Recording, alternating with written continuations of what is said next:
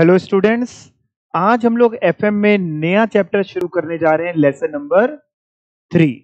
Chapter का नाम है capital structure and leverage analysis. आपको पता है आपने इसमें से एक पार्ट मैं ऑलरेडी आपको पढ़ा चुका हूं। कौन सा?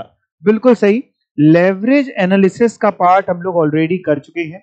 बट अब हम लोग करने वाले हैं हमारा पार्ट कैपिटल स्ट्रक्चर का, जो हम लोगों ने अभी नहीं किया था। कैपिटल स्ट्रक्चर करने वाले हैं। कैपिटल स्ट्रक्चर से क्या समझ में आता है? As the name suggest, capital structure. Capital का मतलब समझते हैं? क्या मतलब होता है कैपिटल का? बिल्कुल सही, amount invested in the firm और कंपनी। अच्छा, एक कंपनी में कैपिटल कहां कहां से आ सकती है? पैसा कहां कहां से आ सकता है? शेयर इशू करके, और डिवेंचर्स इशू करके, इक्विटी शेयर्स इशू करके, प्रेफरेंस शेयर्स इशू करके, जगह जगह से पैसा आ सकता है।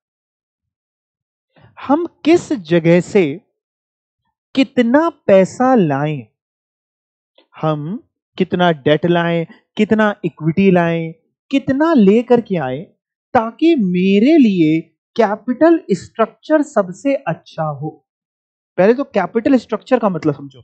कैपिटल स्ट्रक्चर का मतलब है कि बैलेंस शीट की लायबिलिटी साइड में जो लॉन्ग टर्म पार्ट होता है, इक्विटी शेयर कैपिटल वगैरह, डिबेंचर्स वगैरह, प्रेफरेंस शेयर कैपिटल, जो लॉन्ग टर्म है वो सब कैपिटल स्ट्रक्चर है।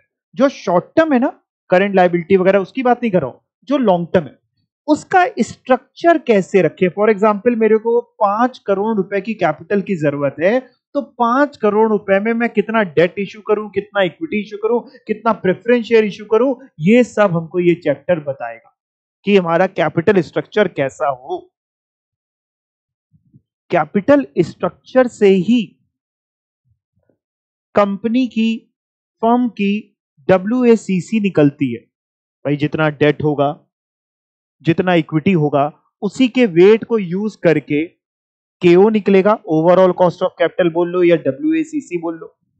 जरा बताना, किसी भी फर्म का क्या ऑब्जेक्टिव होना चाहिए? उसका WACC उसको ज्यादा से ज्यादा चाहिए कि कम से कम चाहिए? हर कंपनी का, बिल्कुल आप सही कह रहे हैं, हर कंपनी का यही ऑब्जेक्टिव है कि मेरा केओ कम से कम हो। यानी हम एक ऐसा कैपिटल स्ट्रक्चर बनाएं जिसमें केओ कम से कम हो। वो कैसे बनेगा चैप्टर बताएगा। दूसरा ऑब्जेक्टिव होता है किसी भी कंपनी का कि मेरी फर्म की वैल्यू, जब हम फर्म बोल रहे हैं तो आप फर्म मत समझिएगा, फर्म में सारी चीजें आ गई, ठीक है ना। मेरे फर्म की value, value of the firm क्या लगता है, कम से कम हो कि ज्यादा से ज्यादा हो? ज्यादा से ज्यादा हो। कैपिटल स्ट्रक्चर बताएगा।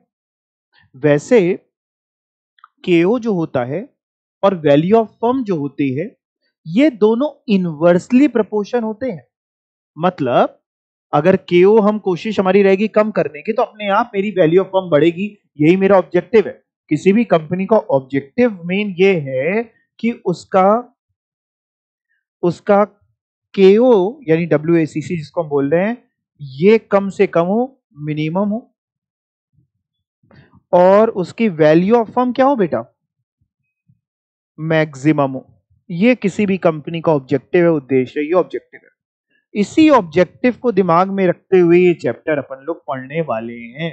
मतलब मान लीजिए हमें 2 केसेस दिए हैं। हमें क्वेश्चन कह रहा है कि टोटल कंपनी को 5 करोड़ की जरूरत है, जिसमें से एक केस ये है कि पूरा 5 करोड़ इक्विटी से ले आए। दूसरा केस ये है कि 5 करोड़ में 4 करोड़ इक्विटी से ले आए, 1 करोड़ डेट से ले आए। हमसे पूछ रहा है कि कौन सा बढ़िया है, तो हम क्या करेंगे, हम दोनों केसेस में क्यों निकाल लेंगे। अगर ऐसा दिया है तो क्यों निकाल लेंगे, और जिस केस में क्यों कम आएगा हम वो कह देंगे भैया वो बढ़िया है। ठीक है, ठीक है भाई। ये चैप्टर सर हमें यानी कैपिटल स्ट्रक्चर बताने वाला है, कितना डेट, कितना इक्विटी, कितना प्रेफरेंस है।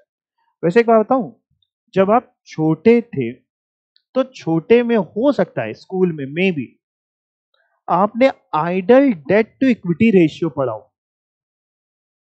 डेट टू इक्विटी रेशियो सबसे आइडल, सबसे अच्छा कौन सा होता है?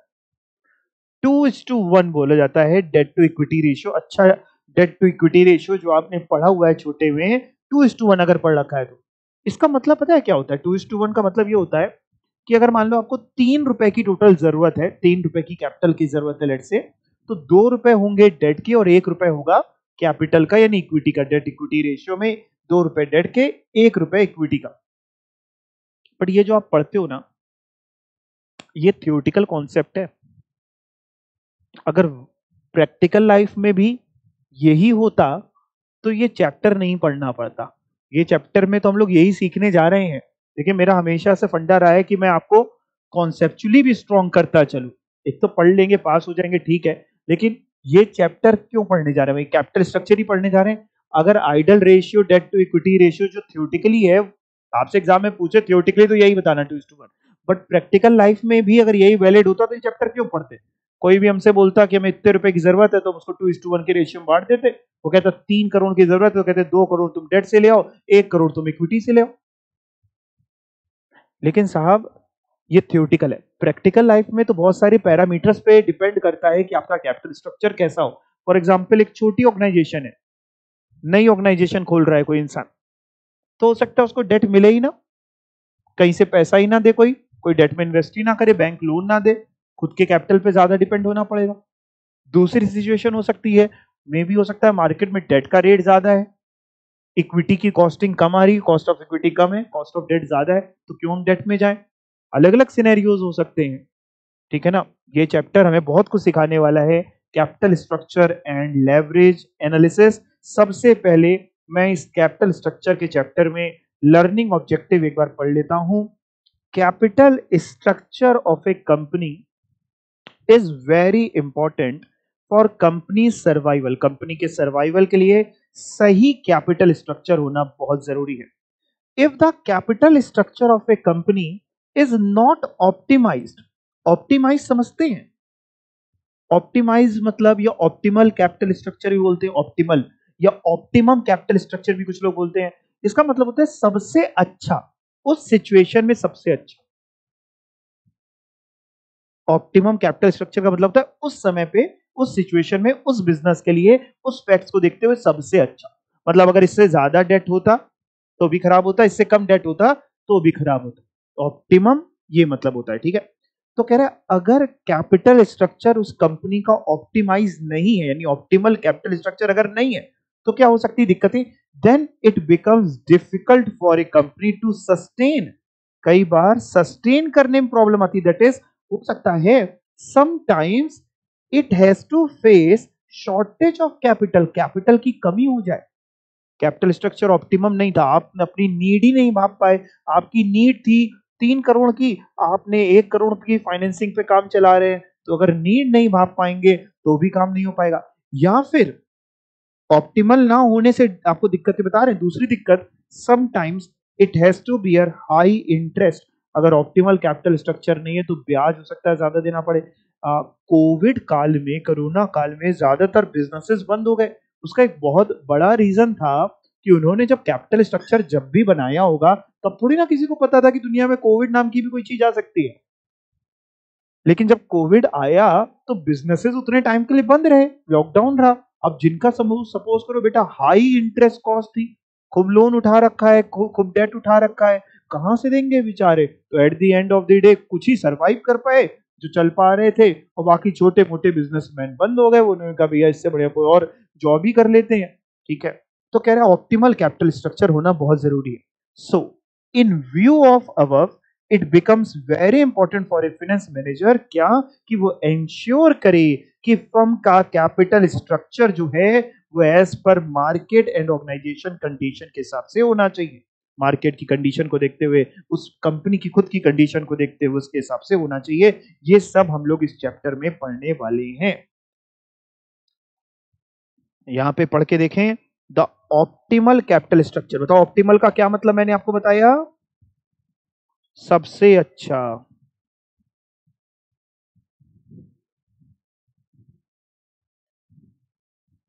जैसे वो आपने सुना होगा, मेरा पति मेरा देवता है।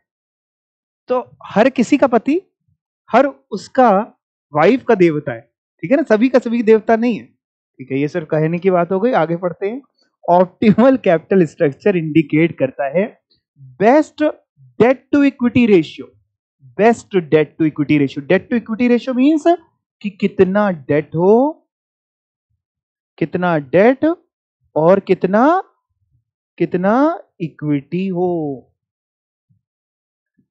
The optimal capital structure indicate the best debt to equity ratio for a firm that maximizes its value। हमें ऐसा रखना है जिससे फर्म की वैल्यू ज्यादा हो, वैल्यू ऑफ फर्म ज्यादा हो। मैंने नीचे भी देख रखा है। Putting it simple, optimal capital structure company के लिए वो है is one which offers a balance, जो बैलेंस बना के चले। किसमें बैलेंस बना के चले sir? Ideal debt to equity ranges, और ऐसी रेंज रखे जिसमें मिनिमाइज हो मेरी फर्म की कॉस्ट ऑफ कैपिटल। देखिए दो ही ऑब्जेक्टिव हो सकते हैं, दोनों लिखे हुए हैं यहाँ पे कि आपकी वैल्यू मैक्सिमम हो और फर्म की कॉस्ट ऑफ कैपिटल, फर्म की कॉस्ट ऑफ कैपिटल मतलब वही overall cost of capital KOWACC, वो मिनिमम हो। ठीक, कैपिटल स्ट्रक्चर। चलिए शुरू करते हैं। Introduction, definition and significance of capital structure. सबसे पहले इंट्रोडक्शन।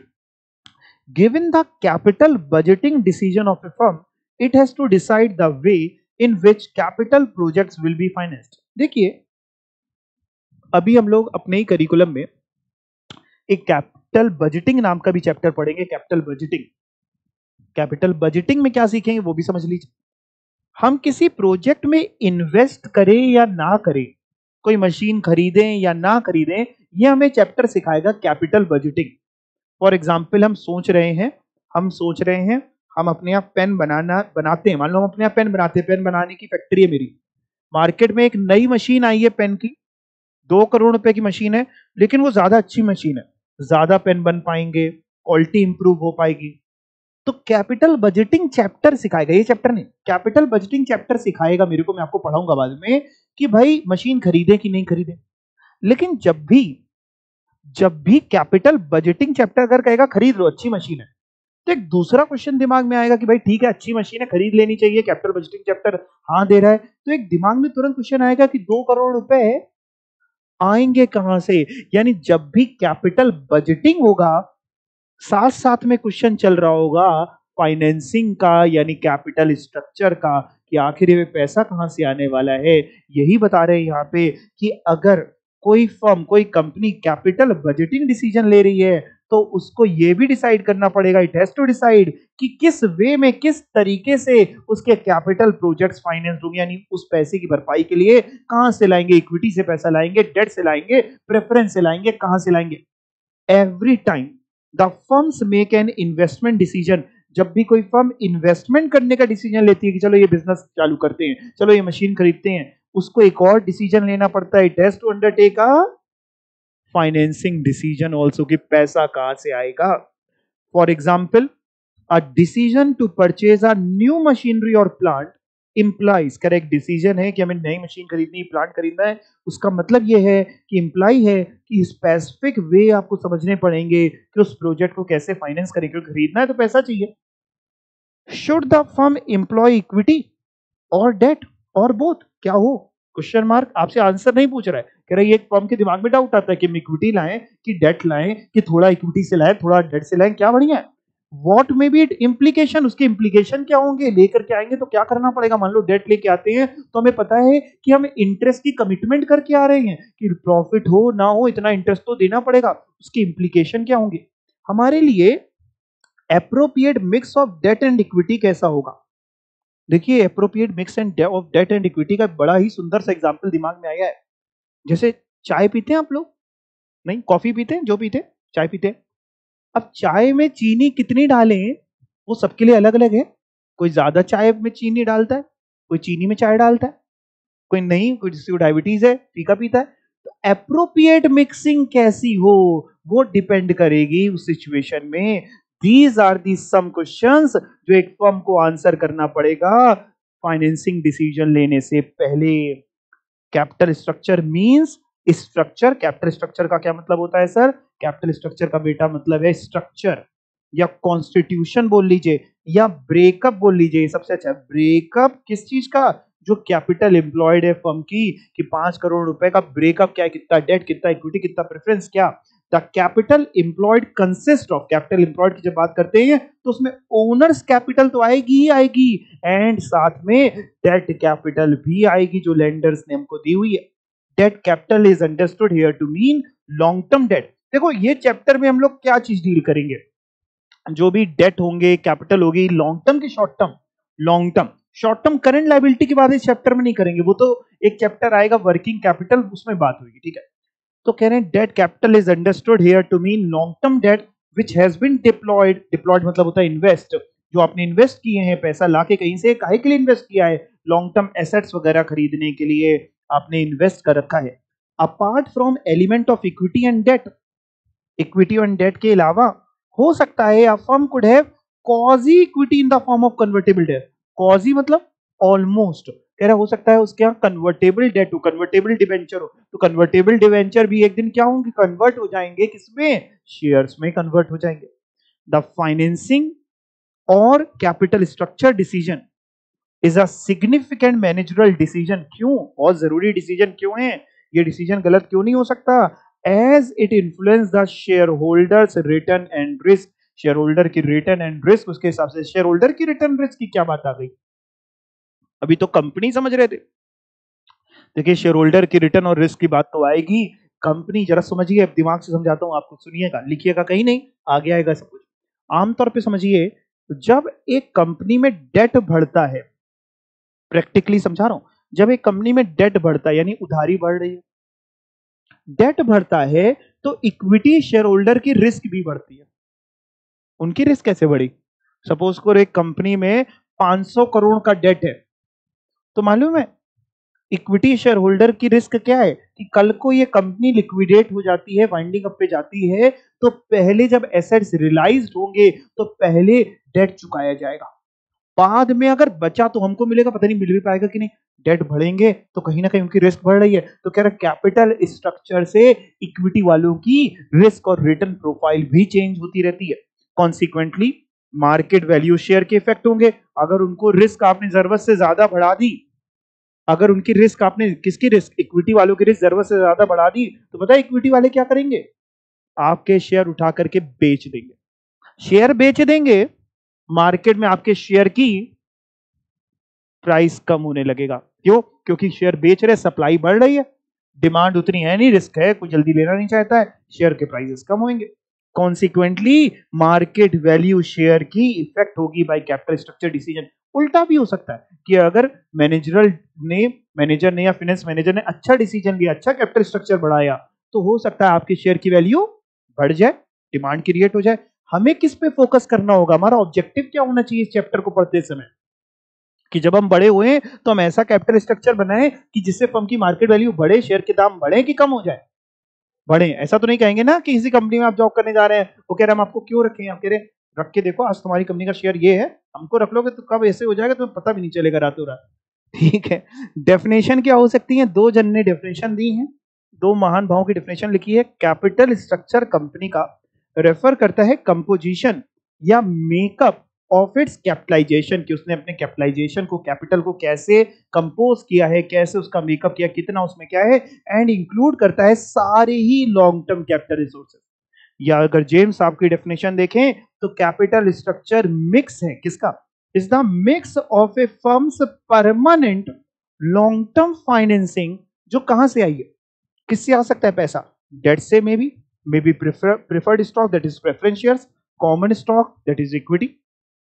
यहां तक बात समझ में आ गई। अब कैपिटल स्ट्रक्चर कितनी तरीके के आमतौर पे देखे जाते हैं, अलग अलग कंपनीज के अलग अलग कैपिटल स्ट्रक्चर है, जिसको ब्रॉडली चार तरीके से हम लोग बोलते हैं, चार टाइप के कैपिटल स्ट्रक्चर होते हैं। एक हॉरिजॉन्टल कैपिटल स्ट्रक्चर होता है, एक वर्टिकल कैपिटल स्ट्रक्चर होता है, एक पिरामिड शेप्ड कैपिटल स्ट्रक्चर होता है, और एक inverted pyramid shaped capital structure होता है। चारों क्या होते हैं मैं आपको समझा देता हूं। सबसे पहले horizontal capital structure. Horizontal capital structure में क्या होता है बेटा, ये रहा हॉरिजॉन्टल कैपिटल स्ट्रक्चर।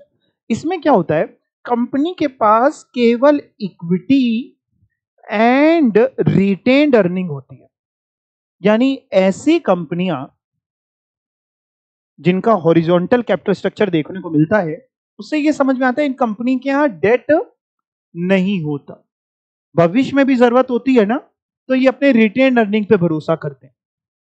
ऐसी कंपनियों की रिस्क कम होती है। क्यों कम होती है रिस्क, डेट है ही नहीं, उधारी है ही नहीं। लेकिन भाई प्रैक्टिकल जन्म में चलना है, आगे बढ़ना है अगर व्यापार में आपको, तो थोड़ा बहुत तो डेट भी चाहिए ही होगा। क्योंकि डेट की कॉस्ट ऑफ कैपिटल, डेट का ब्याज का रेट कम है। लेकिन हॉरिजॉन्टल कैपिटल स्ट्रक्चर कहता है जो ऐसी कंपनियां होती हैं उनका केवल इक्विटी और रिटेन अर्निंग होता है। पढ़ के देखते हैं, ऊपर से पढ़ते हैं। Type of capital structure of a firm is a reflection of overall investment and financing strategy of the firm। बिल्कुल सही बोल गए। कह रहा है कैपिटल स्ट्रक्चर देख के ही पता चल जाता है कि उस फर्म की फाइनेंसिंग स्ट्रेटेजी कैसी है, उसकी इन्वेस्टमेंट की स्ट्रेटेजी कैसी। अभी कैसे पता चलता है, आपको एग्जांपल से समझाऊंगा। It shows how much reliance is being placed by the firm on external sources of finance and how much on internal accruals. ये क्या बोल रहे हैं, कह रहा कैपिटल स्ट्रक्चर देख के पता चल जाता है कि उसने एक्सटर्नल सोर्सेज पे कितना भरोसा किया। एक्सटर्नल सोर्सेज मतलब डेट वगैरह से कितना पैसा लाई, या फिर इंटरनल एक्रूवल्स मतलब इंटरनल फाइनेंसिंग मतलब रिटेन अर्निंग वगैरह जो कमाया और नहीं बांटा और रख लिया, किस पे कितना फोकस कर रही है। Are being used to finance expansion etcetera. Capital structure can be various kind, normally 4 तरीके के। पहले हॉरिजॉन्टल कैपिटल स्ट्रक्चर पढ़ते हैं क्या। In a horizontal capital structure the firm has zero debt component, debt नहीं होता, zero debt component in the structure में, यानी उसको डेट बिल्कुल भी पसंद नहीं होता। The structure is quite stable, stable structure होता है। स्टेबल क्यों, डेट है नहीं, ब्याज देने का झंझट नहीं, सब अपने ही लोग हैं, जितना कमाएंगे अपनों के लिए, नहीं कमा पाएंगे कोई बात नहीं, कम कमा लिए तो इसी बहुत ज्यादा झंझट नहीं। एक्सपेंशन अगर कभी फर्म का होना है तो वो धीमे धीमे लेटरल मैनर में होता है, दैट इज इक्विटी और रिटेन अर्निंग के द्वारा ही होता है। हम उधार नहीं लाते बहुत सारा कि उधार ला करके फर्म को एक्सपेंड कर दिया, 4 मशीन और खरीद ली, अपना ही धीमे धीमे करते रहते हैं। लेकिन एक दिक्कत है, अगर डेट नहीं होगा, the absence of debt result in lack of financial leverage, यानी अगर डेट नहीं होगा तो फाइनेंशियल लेवरेज भी नहीं होगा। फाइनेंशियल लेवरेज तो आपको पता है ना, इंटरेस्ट के ही बलबूते तो बनता है, तो फाइनेंशियल लेवरेज नहीं होगा। Probability disturbance of the structure की रिमोट है, यानी ये स्ट्रक्चर जल्दी डिस्टर्ब नहीं होगा, ठीक है, तभी हॉरिजॉन्टल है, आप देख रहे हैं। तो ऐसे स्ट्रक्चर को जल्दी आप डिस्टर्ब नहीं कर सकते, बट ऐसा नहीं कि ये सबसे अच्छा है, ठीक है। दूसरा है वर्टिकल कैपिटल स्ट्रक्चर। वर्टिकल में क्या होता है, मैं पहले आपको वो भी समझा देता हूं फिर पढ़ाऊंगा। देखो वर्टिकल में क्या होता है कि बहुत थोड़ा सा इक्विटी होता है, ये इक्विटी होता है, दिख रहा है सभी को, बहुत थोड़ा सा इक्विटी होता है ना। इसके बाद जो पैसा चाहिए होता है तो हम थोड़ा सा उसके ऊपर थोड़ा सा लेके आते हैं प्रेफरेंस शेयर, प्रेफरेंस कैपिटल। और जो पैसा चाहिए होता है और पैसा लाते हैं डेट से, जब जब चाहिए होता है डेट से लाते जाते हैं। डेट वर्टिकल है। दिक्कत यह है कि भाई यहां डेट की फाइनेंसिंग बहुत है, इक्विटी कम है, प्रेफरेंस शेयर ठीक ठाक है, लेकिन डेट पे हम बहुत भरोसा कर रहे हैं, ब्याज की कमिटमेंट बहुत है, पता नहीं दे पाएंगे नहीं दे पाएंगे। पढ़ के देखते हैं। In a vertical capital structure, base जो होता है स्ट्रक्चर का वो फॉर्म्ड होता है small amount of equity share capital. अच्छा, कम छोटा अमाउंट होता है इक्विटी का, मे बी ये बिंदी कह लो या थोड़ा सा और कह लो, ऐसे ये आपका इक्विटी और इसके ऊपर आपका प्रेफरेंस और debt. This base serves as the foundation, ये एक फाउंडेशन है ऑन विच, जिस पे सुपर स्ट्रक्चर खड़ा किया जाता है प्रेफरेंस शेयर कैपिटल का और डेट का। जो भी और पैसा चाहिए होता है भविष्य में, इंक्रीमेंटल एडिशन और नीड भी होती है कैपिटल स्ट्रक्चर में, तो वो भी almost entirely in the form of, कैसे आता है एडिशन, कैसे करते हैं, डेट से लाते हैं। देखो ऐसे केसेस में हम इक्विटी रिटेन अर्निंग का पोर्शन कम रख रहे हैं, यानी डेट का पोर्शन, डेट पे भरोसा ज्यादा रख रहे हैं। ऐसे केस में कंपनी जो कमाती होगी इक्विटी वालों के लिए, वो डिविडेंड के तौर पे डिस्ट्रीब्यूट कर देती होगी नॉर्मली, कि रख लेती होगी एज अ रिटेन अर्निंग।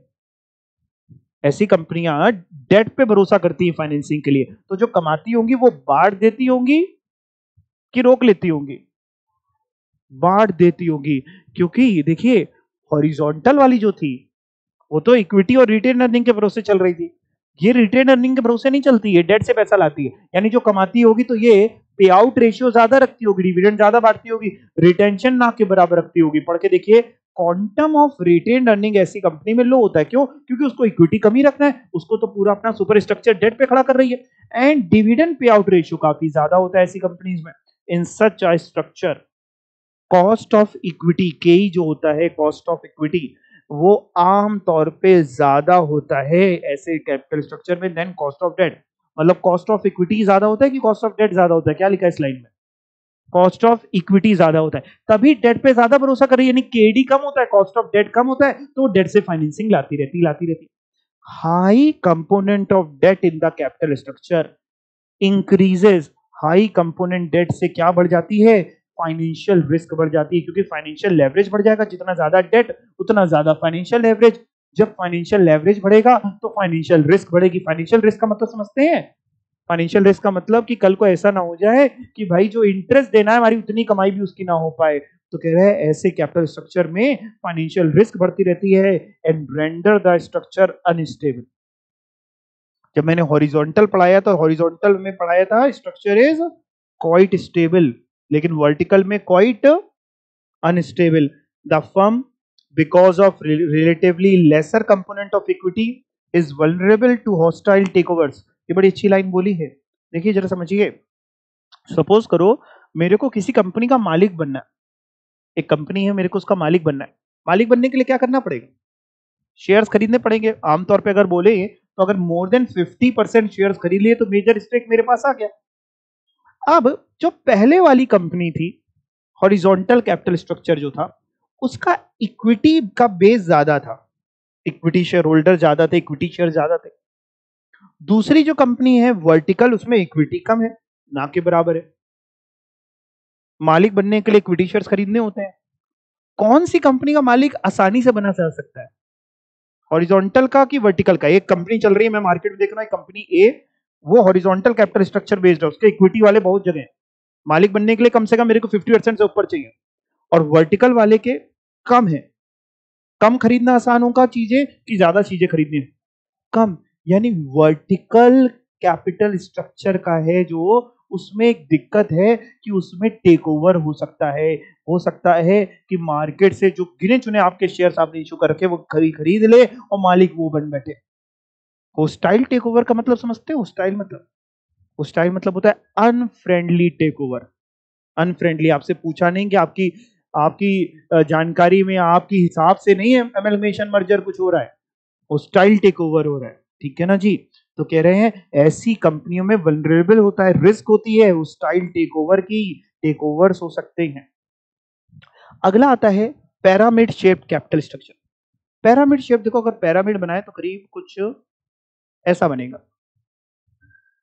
इसमें ये जो नीचे वाली लाइन होती है ये होती है पूरी इक्विटी, और ये ऊपर ये होता है डेट।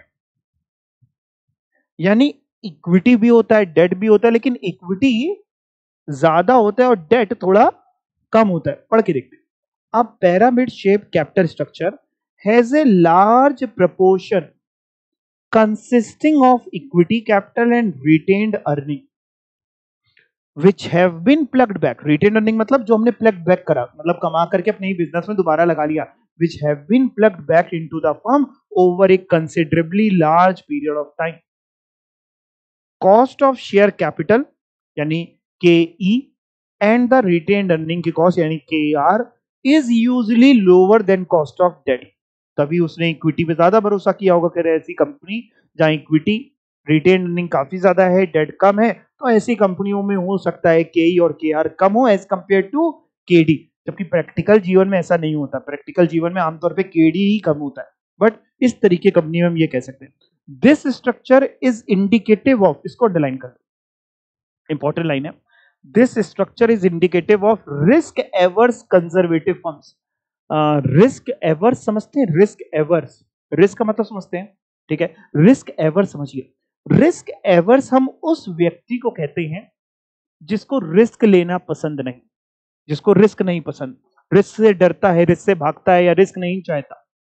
कह रहा है ऐसा कैपिटल स्ट्रक्चर किसी का दिखता है तो ये समझ में आता है कि ये रिस्क एवर्स फर्म है, यानी ये रिस्क पे ज्यादा भरोसा नहीं करती, कम भरोसा करती, रिस्क ज्यादा नहीं लेती, तभी इक्विटी ज्यादा रख रखा है, डेट बिल्कुल कम रख रखा है जितना वो दे पाए।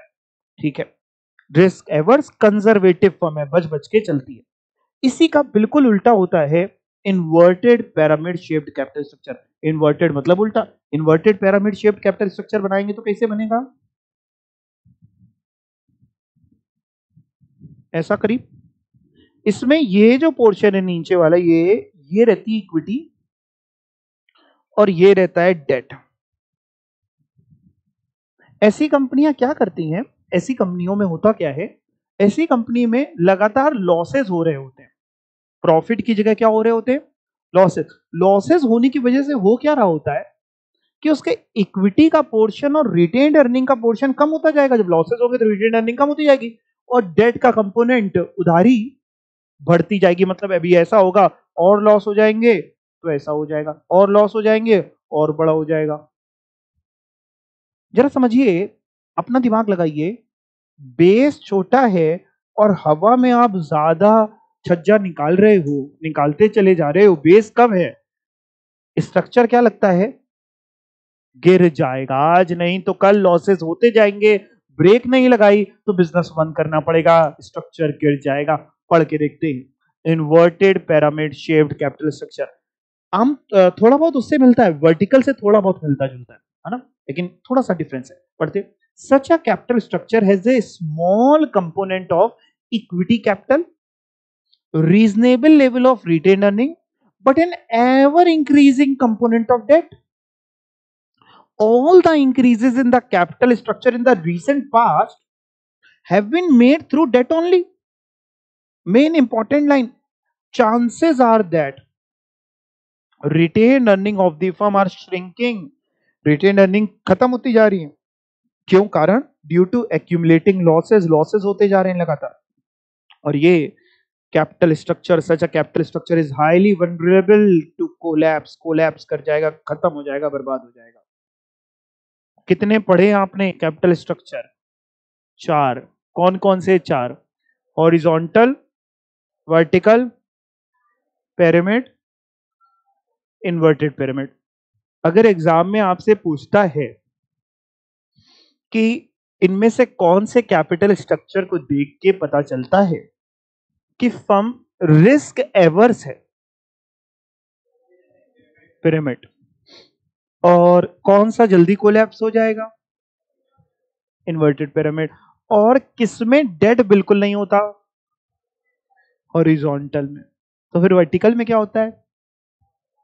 थोड़ा इक्विटी, थोड़ा प्रेफरेंस और सारी चीजें बाकी डेट से जाती।